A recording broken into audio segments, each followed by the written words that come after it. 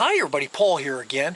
One of the major components on the air conditioning system in your vehicle is called a compressor clutch. This plays a major role in providing cool air.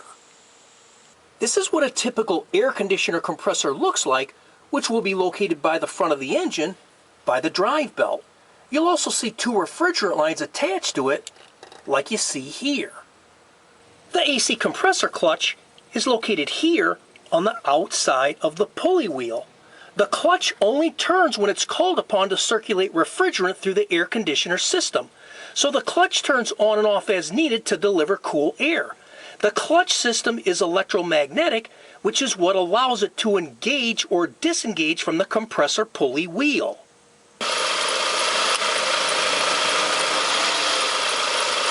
The clutch system consists of a clutch, a pulley bearing, and a clutch coil. If the air conditioner control button on your vehicle ever starts flashing like you see here, then this is a warning sign that the clutch on the compressor is not turning like it's supposed to. So the question is, why is the clutch not turning? This can be due to a number of different reasons, which I'm going to cover next. The first and most common reason why the clutch will not turn is because the vehicle was sitting outside with the windows rolled up and it's simply too hot inside the vehicle. First turn the air conditioner off and roll down all the windows. After driving the vehicle for a few minutes, turn the air conditioner back on. This next reason might seem a little silly to mention, but just so you know, if it's too cold outside, the clutch will not turn. Another reason the clutch will not turn is because the magnetic clutch relay is faulty. This will usually be located in the engine compartment. Simply remove the fuse and relay box cover. On the inside of the cover, you'll see labeled what each fuse and relay is for. Here's the magnetic clutch relay, abbreviated MGCLT. With the key out of the ignition, first remove the magnetic clutch relay. As long as your horn works, remove the horn relay and reinstall it where the magnetic clutch relay goes. Now start the vehicle and turn the air conditioner back on. If the clutch starts turning, then you know the original magnetic clutch relay is bad and needs to be replaced. Another reason the clutch will not turn is due to a faulty cooling fan. Your vehicle will have one or two cooling fans. Even if just one of the two cooling fans is not working, this can prevent the clutch from turning, which was actually the problem with this vehicle.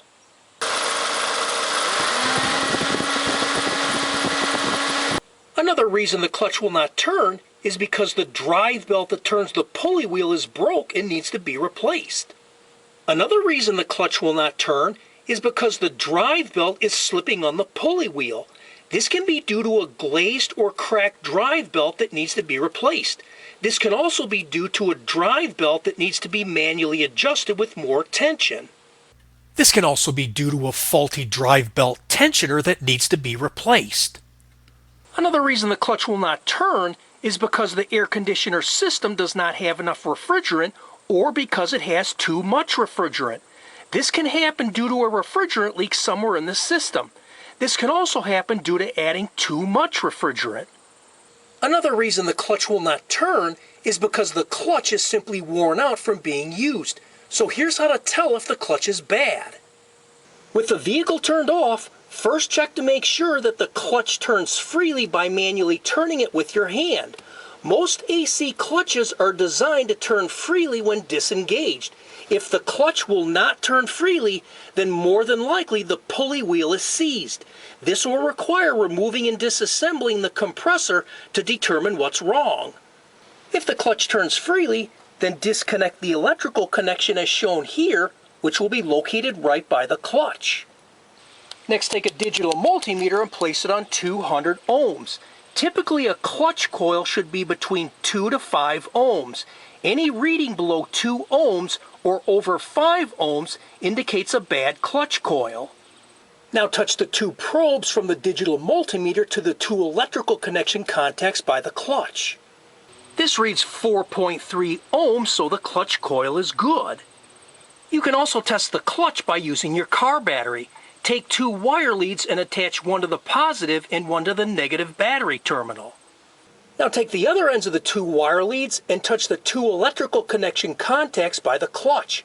This should cause a clicking sound and cause the clutch to move in and out. If it does not, then the clutch is bad and needs to be replaced. This clutch is good. Another reason the clutch will not turn is due to a faulty speed sensor, also referred to as a lock sensor. This sensor will be located on the back side of the compressor or on the bottom side of the compressor. The speed sensor on this compressor is located on the bottom side here. To know if the speed sensor is faulty, you'll need to check the ohms of the speed sensor, which will have two wires like you see here. By disconnecting the main electrical connection on the compressor here, I can check the ohms. You'll need to obtain the ohms and temperature specifications for your specific vehicle in a repair manual, or you may be able to find it by doing a Google search. The speed sensor on this vehicle should be 65 to 125 ohms with the air temperature at 68 degrees Fahrenheit. The actual air temperature right now is 75 degrees Fahrenheit, so the ohms will read a little higher. With the key out of the ignition, take a digital multimeter and place it on 200 ohms. Now touch the two probes from the digital multimeter to the two electrical contacts of the speed sensor. This reads 99.7 ohms, so the speed sensor is good. Another reason the clutch will not turn is due to the compressor not receiving voltage at the electrical connections, so let's see how to check for voltage. With the key out of the ignition, first disconnect the electrical connection for the clutch, which will be located here by the clutch, next to the pulley wheel. Next, take a digital multimeter and place it on 20 DC volts. Attach the first lead from the digital multimeter using an alligator clip to the positive battery terminal.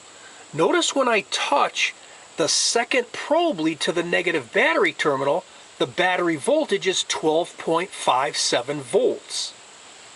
Now take the second probe lead and check the two electrical contacts inside the connection. One of the contacts should show close to the same battery voltage. The first contact shows no voltage.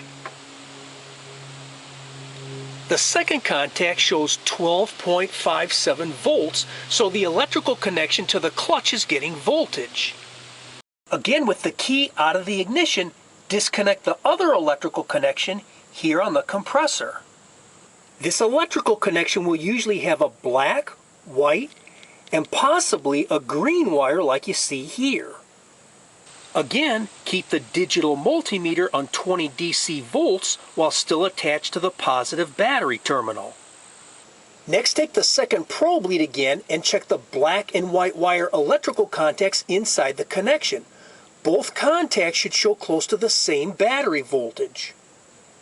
The black wire shows 12.57 volts. The white wire shows 12.45 volts, so the electrical connection to the compressor is getting voltage. Next, check the green wire if you have one. The easiest way to perform this test is with two people. You'll need two probe leads for the digital multimeter. Be sure to keep your hands away from any moving drive belts, cooling fan blades, or hot surfaces. Again, keep the digital multimeter on 20 DC volts. For the first test, I'll touch one probe to the black wire connection and the other probe to the green wire connection. Next, I have someone else start the car and then turn the air conditioner on with the blower on low, medium, or high. As soon as the air conditioner turns on, you should get a voltage reading which tells you the electrical connection is getting voltage. However, because the electrical connection is disconnected, after a few seconds, it may show no voltage, which is normal. The reason it may do this is because the computer senses no voltage going to the compressor, so the air conditioner system turns off. Now I'll perform the actual test. Okay, start.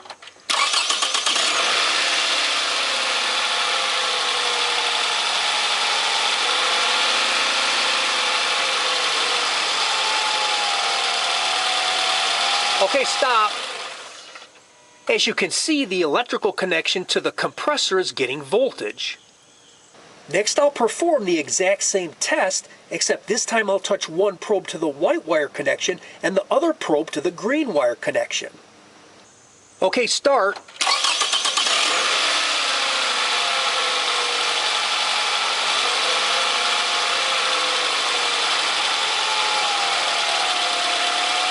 Okay, stop.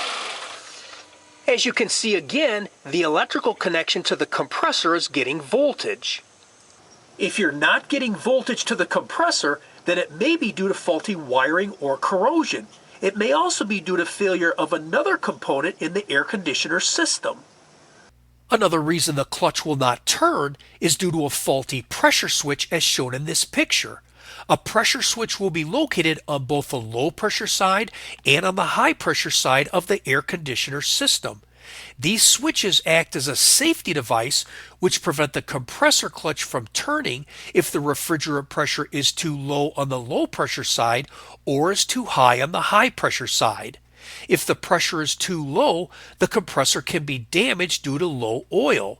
If the pressure is too high, the compressor can be damaged due to overheating.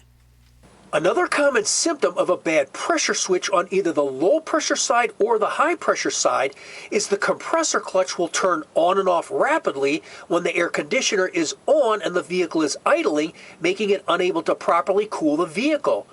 The easiest way to locate the pressure switch is to follow the AC lines coming out of the compressor. The larger line will be your low side pressure switch, and the smaller line will be your high side pressure switch. The low side pressure switch will be located on the larger line between the compressor and the evaporator and is almost always on or near the accumulator, which looks like a metal can as shown in this picture. The low side pressure switch can also be located directly on the compressor as shown in this picture. The low side pressure switch on this vehicle is located past the firewall here by the AC lines inside the dashboard. Removing the dashboard can require hours of labor, so before removing the dashboard, it would be wise to first have a repair shop check the low pressure switch with an advanced diagnostic scanner to confirm that the switch is bad. The high side pressure switch will be located on the smaller line and will usually be located at the front of the vehicle by the condenser. The high side pressure switch on this vehicle is located right here. In order for the air conditioner to work, both the low pressure switch and the high pressure switch must be in the closed position. When the switch closes, it causes a complete electrical circuit, which then allows the compressor clutch to turn. The easiest way to test a pressure switch is by performing a test which bypasses the pressure switch. This is a lot easier than trying to test the pressure switch by itself. If the compressor clutch starts turning when the pressure switch is bypassed, then you have a bad pressure switch which needs to be replaced. If you do not replace the pressure switch and leave it bypassed, the compressor will have no protection from the refrigeration pressure being too low or too high. Before bypassing the pressure switch, disconnect the electrical connection to the pressure switch and check to make sure it has voltage. Turn the ignition key to the on position, but do not start the vehicle. Now check for voltage with a digital multimeter on the DC position. And as you can see, we have 11.83 volts. To bypass a pressure switch, get a piece of wire that's 3 inches long. Strip some insulation off each end and bend it into a U shape like you see here. This piece of wire is 18 gauge solid copper, which is what I like to use. A pressure switch electrical connection will have 2, 3, or 4 electrical contacts. For demonstration purposes, I'll first show how to perform a bypass test on this drawing, and then I'll do an actual test. If you have 2 electrical contacts, then test the bypass wire ends on the 2 contacts. This is now correctly bypassed. If you have 3 electrical contacts, then test the bypass wire ends here, here, and here. One of these combinations will be the correct bypass. If you have 4 electrical contacts, then test the bypass wire ends here, here, here, here, here, and here. One of these combinations will be the correct bypass. Again, if the clutch will not turn, but starts turning when the pressure switch is bypassed, then you have a bad pressure switch which needs to be replaced. If the clutch does not turn after the pressure switch is bypassed, then the pressure switch is good and something else is causing the clutch not to turn. Now I'll do an actual bypass test. The outside temperature should be at least 60 degrees Fahrenheit to be sure the air conditioner system will operate. This pressure switch is good, but by disconnecting the pressure switch electrical connection, this will simulate a failed pressure switch in the open position, causing an open circuit, which means the clutch will not turn. As you can see, this has 4 electrical contacts. With the pressure switch electrical connection disconnected, start the vehicle. Next, turn the air conditioner on maximum cool with the blower on high. You'll also want to lower all the windows or open all the doors. As you can see, the clutch is not turning.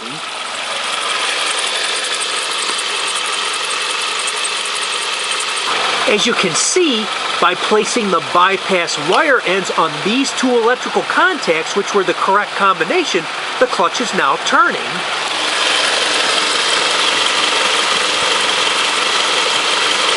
If you do have to replace a pressure switch, make sure your system has a built-in check valve, which will prevent refrigerant from escaping once the switch is removed. Otherwise, the refrigerant will have to be removed prior to removing the pressure switch. Another reason the clutch will not turn is due to a faulty evaporator temperature sensor, also referred to as a thermistor, as shown in this picture.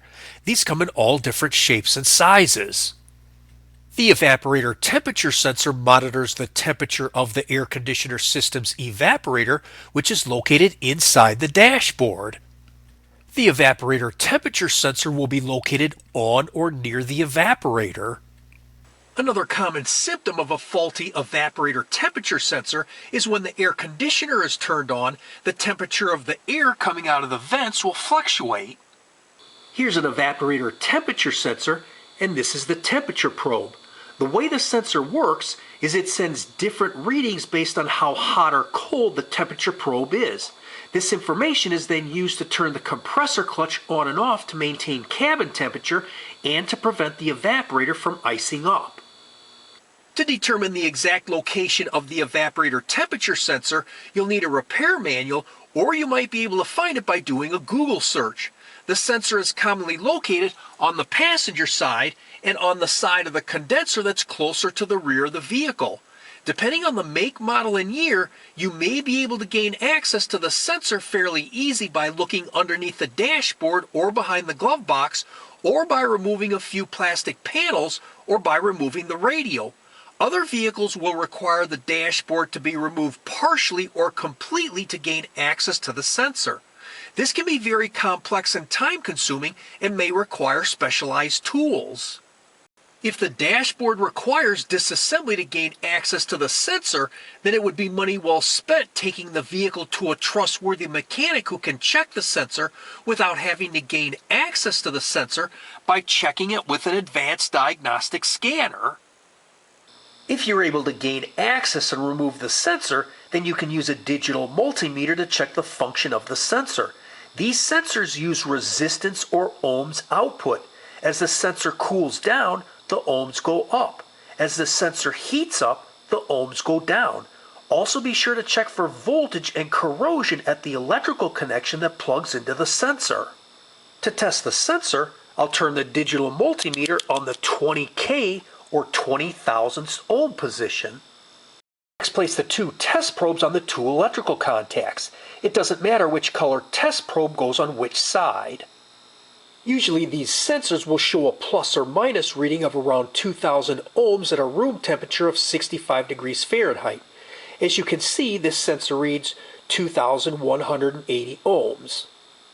Next, place the temperature probe in a glass of cold water. If the ohms go up, then the sensor is good.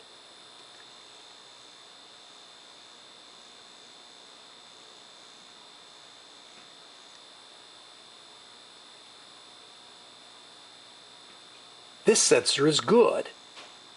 Next, place the temperature probe in a glass of hot water. If the ohms go down, then the sensor is good.